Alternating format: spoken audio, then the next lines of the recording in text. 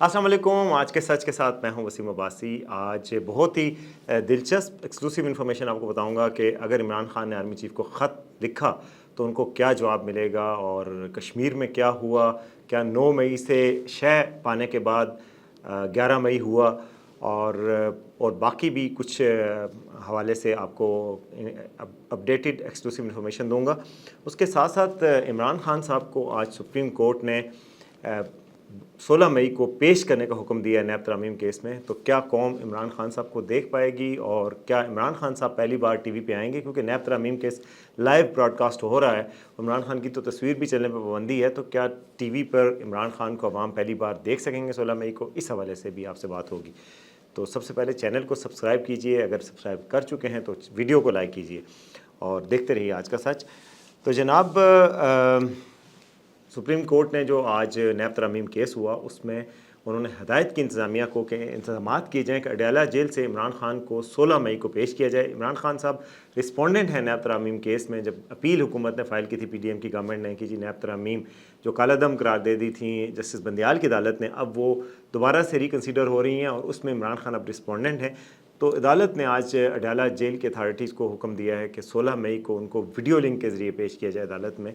अब ये बहुत इंटरेस्टिंग होगा कि इमरान खान, जिनकी तस्वीर तक नहीं देखी गई, एक कोई लीक तस्वीर आई थी इलेक्शन से एक दिन कब, लेकिन उसके अलावा इमरान खान कभी मंजर आम पे नहीं आए, और उनकी तस्वीर, उनकी वीडियो, उनसे तो बातचीत भी कभी ज़राए से ही रिपोर्ट होती है, ये रिपोर्टर से बात होती है, बाद में बाहर आती है। तो क्या वो लाइव कौम उनको देख सकेगी और बात हो सकेगी और नज़र आएंगे? ये एक बड़ा सवालिया निशान है कि केबल ख़त्म हो जाएगी, इंटरनेट कटेगा। अभी कहते हैं there is many a slip between the cup and the lips. वो अभी किसने देखा 16 मई, उसमें क्या क्या हो सकता है? मुझे बहुत मुश्किल लगता है कि इमरान खान साहब लाइव आएँ टीवी पे और ब्रॉडकास्ट करें उसको और कोर्ट में नज़र आएँ। लेकिन दूसरी तरफ ये मुश्किल होगा इंतज़ामिया के लिए कि सुप्रीम कोर्ट के आर्डर को टाले, तो कोई टेक्निकल ग्लिच भी तो हो सकता है ना, पाकिस्तान है, कुछ भी हो सकता है। तो बहरहाल ये एक इंटरेस्टिंग प्रॉस्पेक्ट है कि इमरान खान साहब लाइव आ सकते हैं। दूसरी जनाब, इमरान खान साहब के हवाले से कल ख़बर आई थी कि जी इमरान खान साहब एक ख़त लिखेंगे आर्मी चीफ़ को। अगर इमरान खान साहब ख़त लिख के उसमें अब गिले शिकवे या जो भी बात करेंगे, इस हवाले से उनको क्या जवाब मिलेगा? तो कुछ ज़राए का कहना है कि उनको जवाब ये मिलेगा कि जनाब आर्टिकल 7 पढ़ लें। आर्टिकल 7 जिसका कल हवाला दिया था उमर अयूब खान ने, और उमर अयूब ने कहा था कि आर्टिकल 7 डिफाइंस द स्टेट। और स्टेट क्या है? State of Pakistan is the parliament, मजलिस शूरा। उसके बाद जनाब federal government headed by prime minister of Pakistan जो एग्जेक्टिव है, और प्रोविंशियल गवर्नमेंट्स हैं। तो उमर अयूब साहब को कहा जाएगा कि जी आपने इतना कानून और आइन पढ़ा हुआ है और ख़ुद ही आप समझते हैं आइन स्टेट को डिफ़ाइन करता है आर्टिकल 7, तो हम तो स्टेट भी नहीं है, आप हमें क्यों ख़त लिख रहे हैं? हमारा क्या ताल्लुक़ है? आप हमसे क्यों बात कर रहे हैं? फ़ौज को सियासत में क्यों इन्वॉल्व करें, जबकि फ़ौज का सियासत में कोई ताल्लुक़ आप ख़ुद कहते हैं कि नहीं होना चाहिए, तो आप क्यों घसीट रहे हैं बार बार? फ़ौज का स्टेट से भी ताल्लुक़ नहीं है। स्टेट तो आप कहते हैं आर्टिकल 7 के तहत मजलिस शूरा है, प्राइम मिनिस्टर है, सूबाई हुकूमतें हैं, तो आप उनसे बात करें, तो हमसे बात ना करें। कोई जवाब उनको नहीं मिलेगा और कहा जाएगा कि जी आपकी स्टेट जो है वो वही है और उसी स्टेट से आप बात करें, बल्कि खामखा जो है वो इन मामलात में फ़ौज को ना घसीटा जाए। इसके अलावा जी कश्मीर में जो हुआ है उस हवाले से भी राय पाई जाती है कि जी कश्मीर में जो 11 मई को हुआ है वो उस चीज़ का नतीजा है कि जो 9 मई को पाकिस्तान में हुआ था गुज़श्ता साल, और उनको सज़ाएँ चूँकि नहीं मिली, तो ये शय मिली कि जत्थों वाली पॉलिटिक्स की जाए और जत्थों के ज़रिए अपनी बात मनवाई जाए और वायलेंस किया जाए। जैसे कि वो एक सब इंस्पेक्टर को शहीद कर दिया गया, कई पुलिस वालों को गिराते हुए दिखाया गया।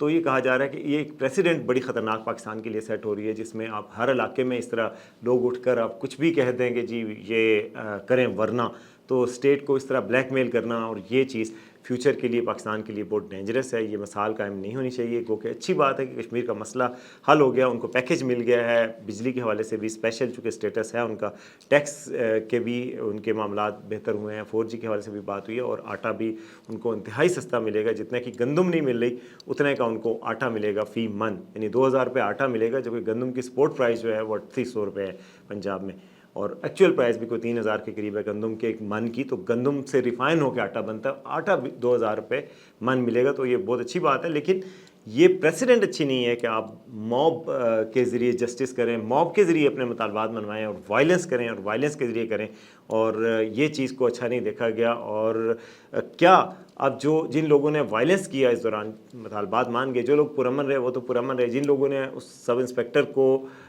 شہید کیا اور جن لوگوں نے ان کو گرایا اور یا جو کچھ بھی وائلنس کیا، تو ان کے خلاف کارروائی ہوگی۔ تو اندیا دیا جا رہا ہے کہ ان کے خلاف کارروائی ہونی چاہیے، کہ جو لوگ وائلنس میں ملوث تھے، جو پرامن تھے وہ تو پرامن تھے، جنہوں نے وائلنس کیا ان کے ساتھ جسٹس ہونا چاہیے، کیونکہ کہا جاتا ہے کہ جسٹس تو اللہ کی بھی خوبی ہے، اور دنیا میں انصاف کا نظام نہ ہو تو کچھ بھی نہیں ہوتا۔ تو عدلیہ سے بھی کچھ شکایات نظر آتی ہیں ادارے کی، کہ عدلیہ جو ہے وہ 9 مئی کے مجرموں کو قرار واقعی سزا نہیں دے پائی، اور کیسز لنگر آن ہوتے گئے، اور جس کی وجہ سے اب موب جسٹس کا ایک رواج چل پڑا ہے۔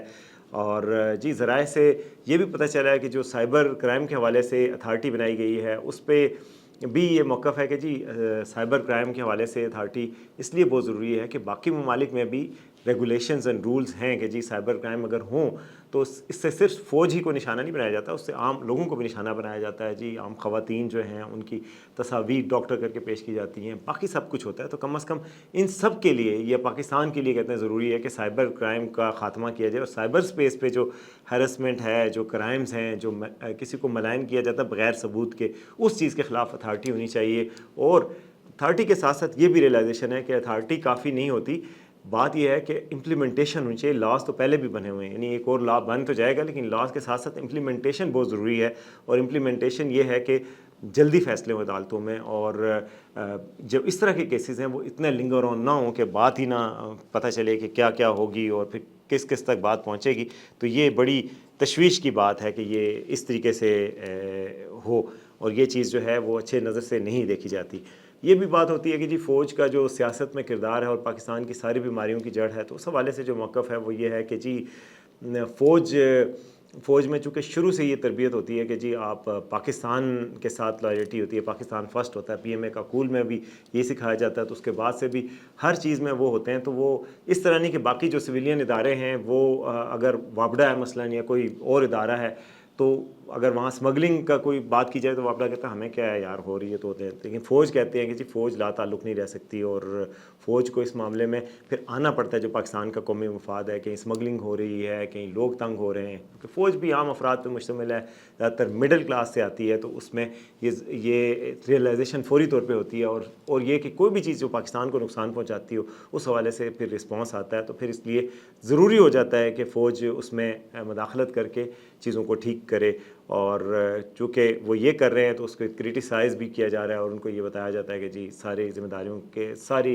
ایولز کی، ساری برائیوں کی ذمہ داری ان پہ لگائی جاتی ہے، لیکن یہ ہے کہ یہ دیکھا نہیں جاتا کہ جی ان کو مجبوراً یہ کرنا پڑتا ہے۔ یہ یعنی موقف ہے ذرائع کے مطابق۔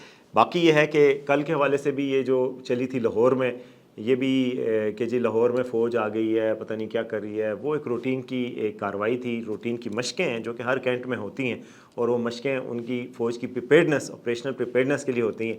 فیک نیوز کا ایک بازار گرم کیا گیا جس میں بتایا گیا کہ جی لاہور میں فوج آ گئی ہے، پنڈی میں بھی پتہ نہیں کوئی ایکٹیویٹی ہو رہی ہے، کشمیر کی صورتحال، آزاد کشمیر کی صورتحال سے لنکڈ ہے، تو ایسی کوئی بات نہیں تھی۔